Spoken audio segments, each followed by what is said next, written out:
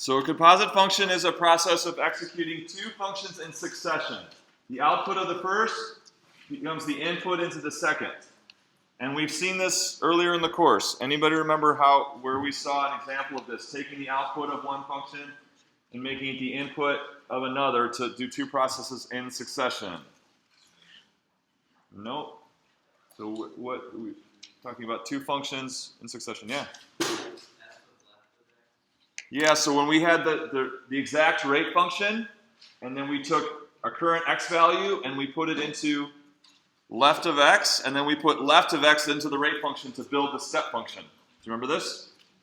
So by taking the current value of x and getting the x value at the left side and then assigning the rate at the left side, we created the step approximate rate function. Yes, I am. Thanks. Okay, so it's like current value of x goes into left. Left gives this other x value, and then we took that x value and we put it into the rate function. And we got the value of the step so this was the approximate rate in the end. This was approximate rate.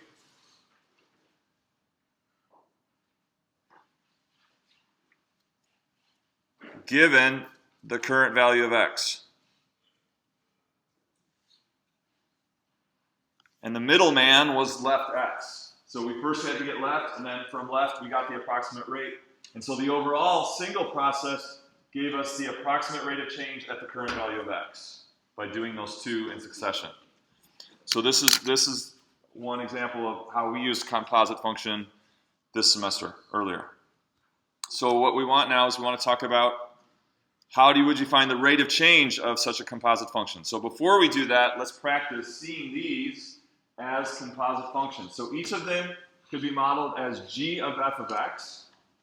In that case, what would f be and what would g be for m, p, and q? So what f of x would be what initial function, and then whose output you're plugging into g to get each of these. So take a minute and see if you can come up with this.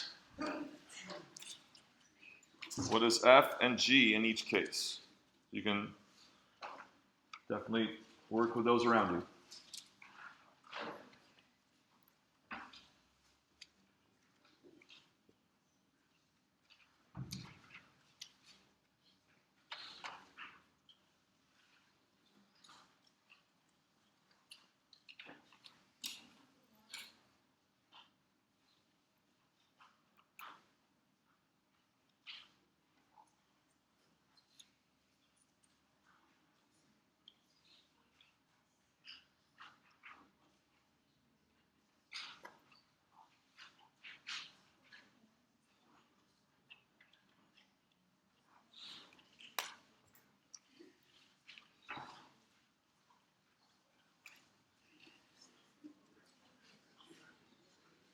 So we can think of like f of x as the initial function that x is going to be the independent variable for. So in the m function, what's the initial, can you think of an initial function that x will be the independent variable for? What do you think?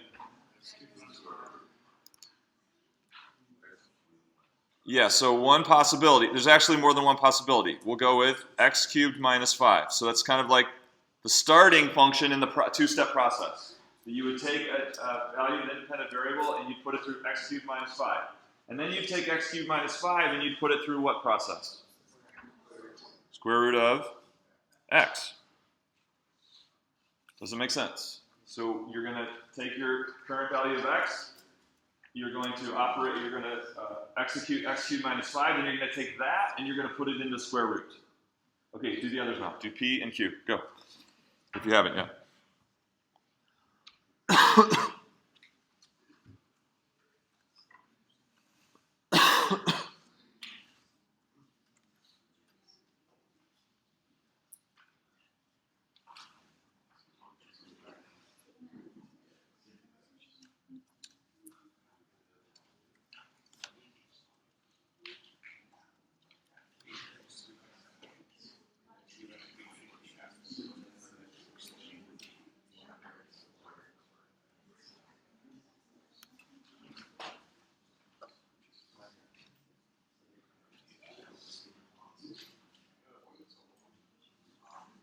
Okay, what do we think for P?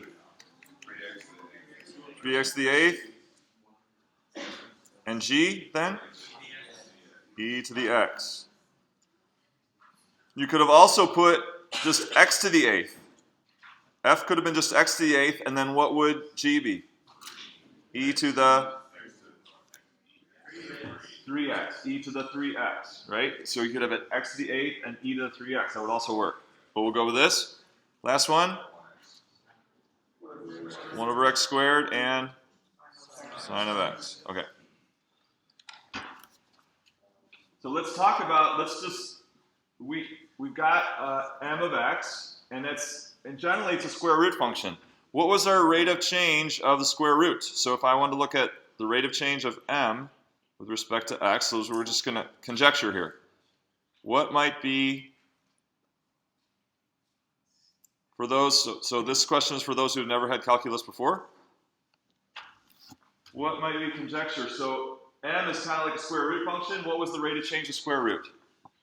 Remember? 1 over 2 times square root, right?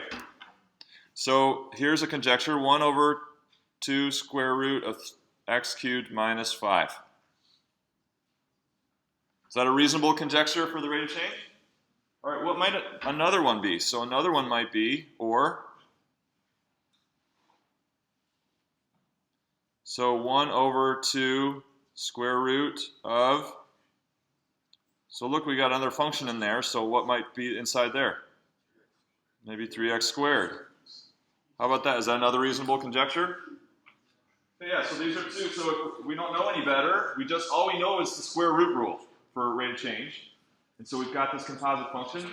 Maybe it's 1 over 2 square root of what we've got, or maybe it's 1 over 2 square root of the rate of change of what's inside. 1 over 2 squared of 3x squared. How can we check those?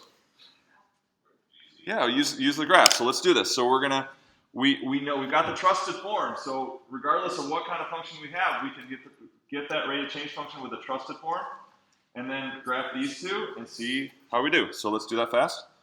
Here we go.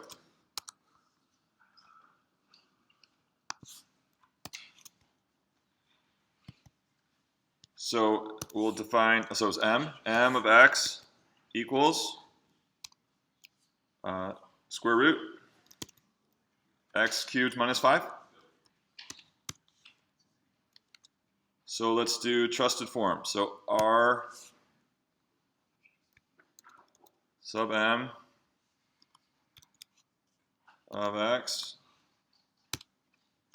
So I want to truly get the rate of change function of m. How can I get it? Who's learned something?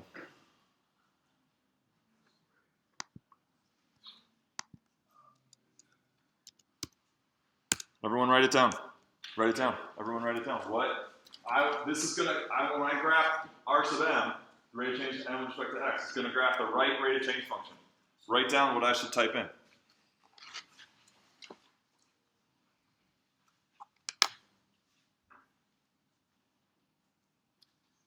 Everyone should be able to do this.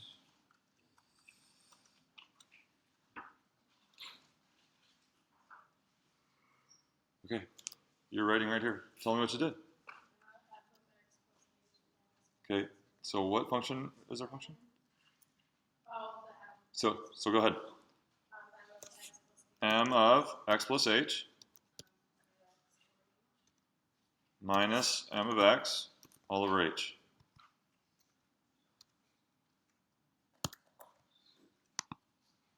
But what? H has to be really small, exactly. Okay.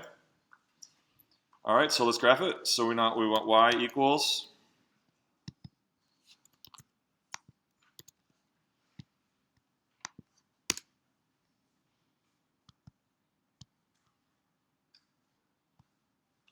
okay, so there's our rate of change function for this square root of x cubed minus 5. And we wanted to test that against, our first test, we'll do y equals, I think it was 1 divided by 2 m of x, right? 1 over 2 times that thing. So I'm going to do that. Be fancy here. Is that what our first conjecture was? 1 over 2 times just the square root of 2x squared plus 5. Let's see if it's good. Let's see if it's right. So I'll do that in red. How about our first conjecture? No good, right? Not a match. Second conjecture was 1 over 2 square root. Actually, use m. How could I use m? M of what? 3x squared, right? Wasn't that our second conjecture? Plugging 3x squared into the square root, but it was 1 over 2. Let's see. How did we do there?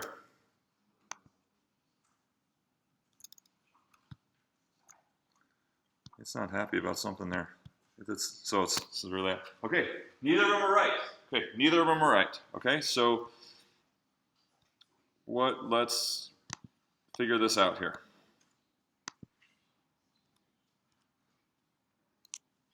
Okay, so we tried those two. It's something else. It wasn't the first conjecture. It wasn't the second. It's something else. So here's how we're going to figure out what it is. Okay, so really important that what we're about to do in the next 5 minutes is really important for you understanding this. So please lock in. Don't fade out here. Suppose a function has a rate of change function r sub f. Suppose also that r sub f of 6.1 equals 3.8. What does it mean? Tell the person next to you. What does that statement mean right there? Okay, so yes, 3.8 is the rate of change of f at x equals 6.1. Yes. What does that mean? What does it mean that 3.8 is the rate of change of f with respect to x when x is 6.1? What does that mean? Go.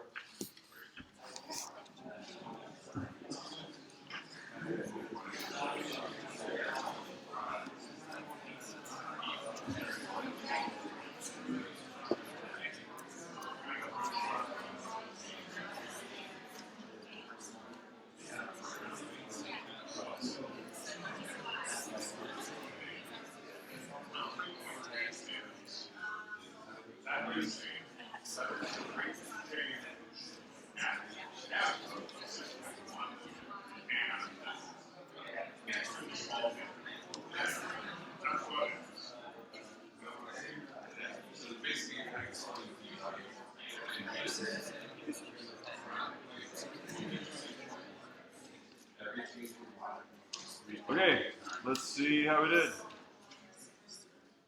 Yeah. The change in y is 3.8 times as much, and the change in x is 6.1. Okay, so she's saying if the change in x is 6.1, then the change in y is 3.8 times as much as that. Okay? Parts of that are correct. Parts of that, yeah. Change of y 3.8 times of change in x when x equals 6.1. Okay? That's almost, so there's one more detail we need. He said the change in y is 3.8 times the change in x when x is 6.1. But there's another detail we need for sure here. Yeah, no shame. It was good. It was really good. You just, yeah. What h is a very small interval? Your change in x has to be very small. Very, very small. So when you have a small change in x near 6.1, the corresponding change in y will be 3.8 times that change in x. Okay? With a changing rate function, as soon as you have a large change in x or you get away from 6.1, everything could be different. Everything can be different. So what do we got to be really close to 6.1, and we got to have a really small change in x. Then we can say the change in y is 3.8 times that change in x. Okay? Okay, so that means if x, here's another way to say it. If x moves a tiny bit from 6.1, the value of x will change approximately 3.8 times as much. So, shoot, I thought I changed this. Is this the right? Okay, anyway, that's fine. I don't know why I didn't get the changes. So you can just put here, just df. You don't need the just change here.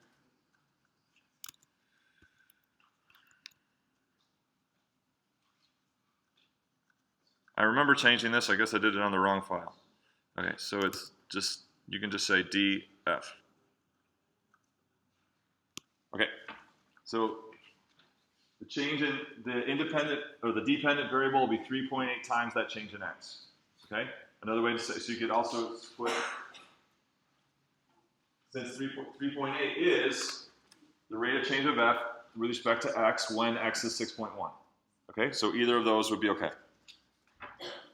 So to understand what's going on in composite functions, we have to have this down. This has to be really clear.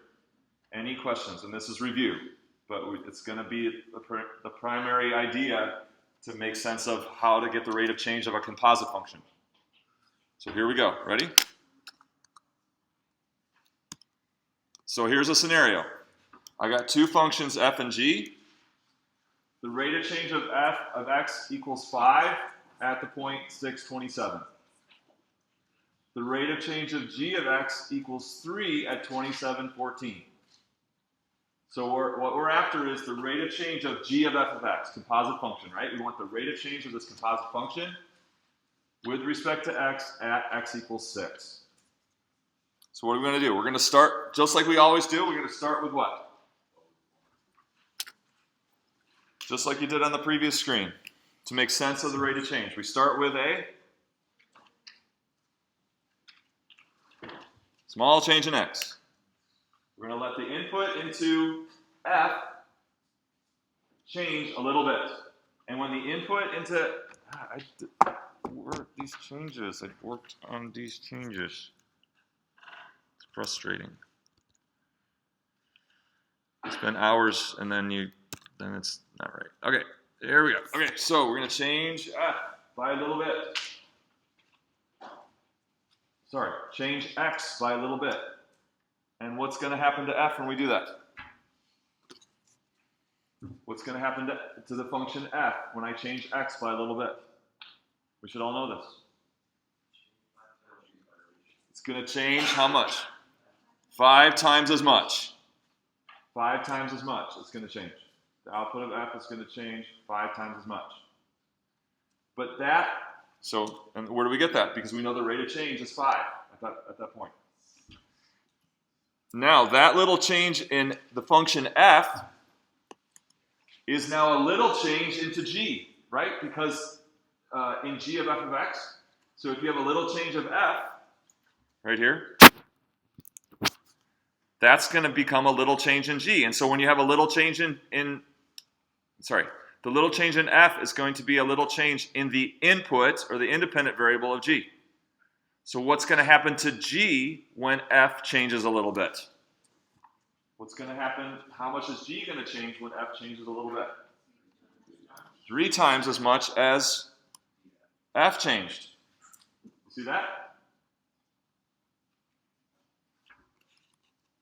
So from the rate of change of g equal to 3, however much the independent variable of g changes, g is going to change 3 times as much.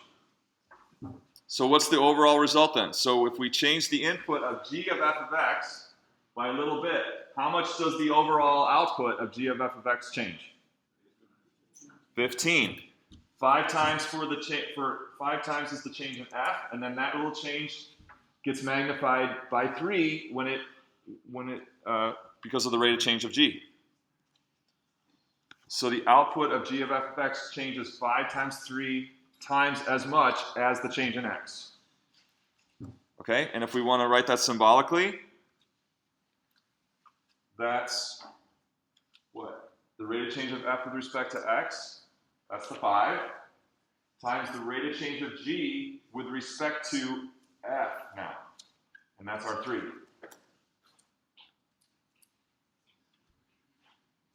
So that's the basis of the rate of change. So this is m. So what I put the purple box around is the rate of change of g of f of x with respect to x. Doesn't make sense. That's as easy as I can make it. I can't simplify it any more than that. That's the simplest way I can explain it. What's that?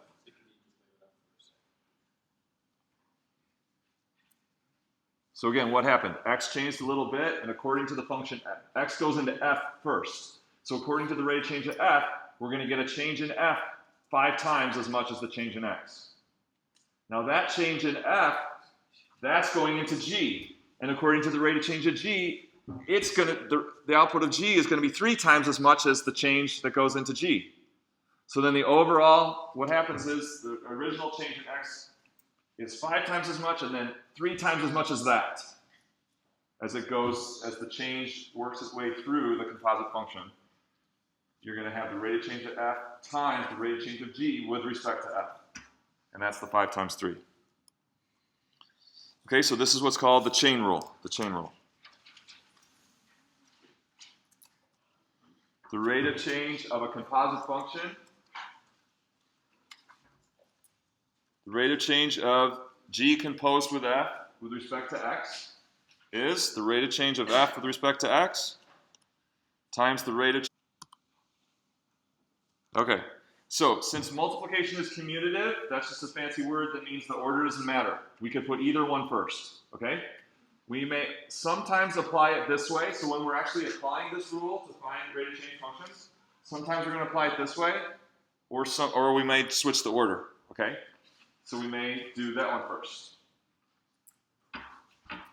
But the first way really embodies the meaning of how we actually get that rate of change of the composite process. X changes a little bit, and you see the change in f first with respect to x, and then you see the change in g with respect to the change in f. Okay? But this, when you do problems, sometimes it's just more convenient just to do it the other way. Okay?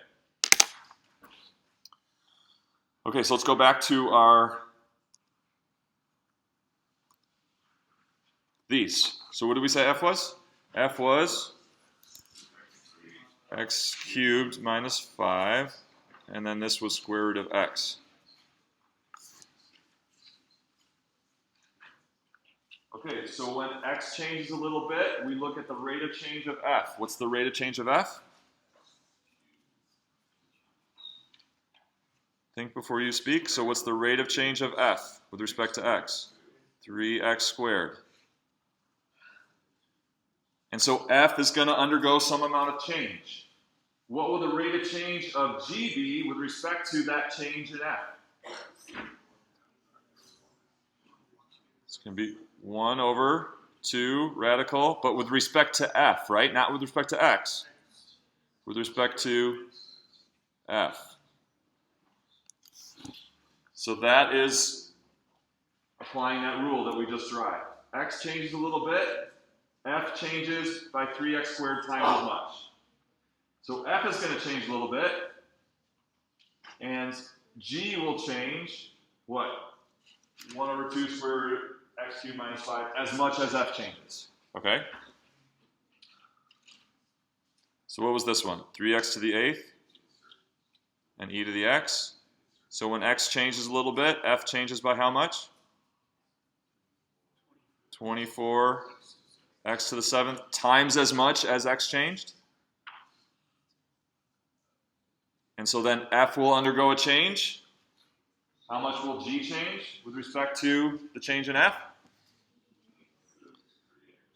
So with respect to f. So this means the rate of change of g, keeping that f as it is.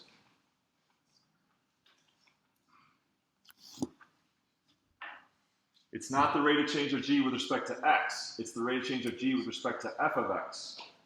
So it's the rate of change of g with respect to an independent variable of 3x to the 8th. Okay, you want to try the last one by yourself? What do we got? We had 1 over x squared, and we had sine of x. Oh, which we haven't done that yet.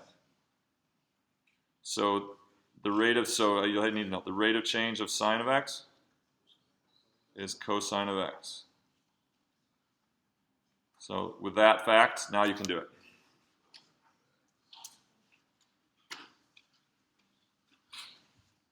And what is 1 over x squared? Same as x to the negative 2.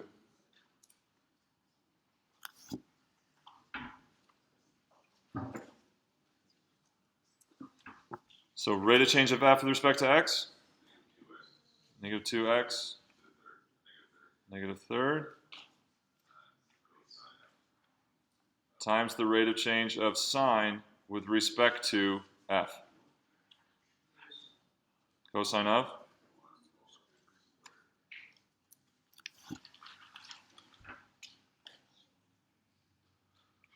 Okay, so this is called the chain rule.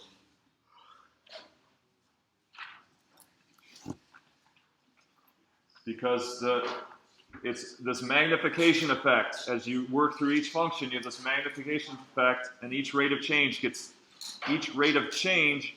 chained on by multiplication.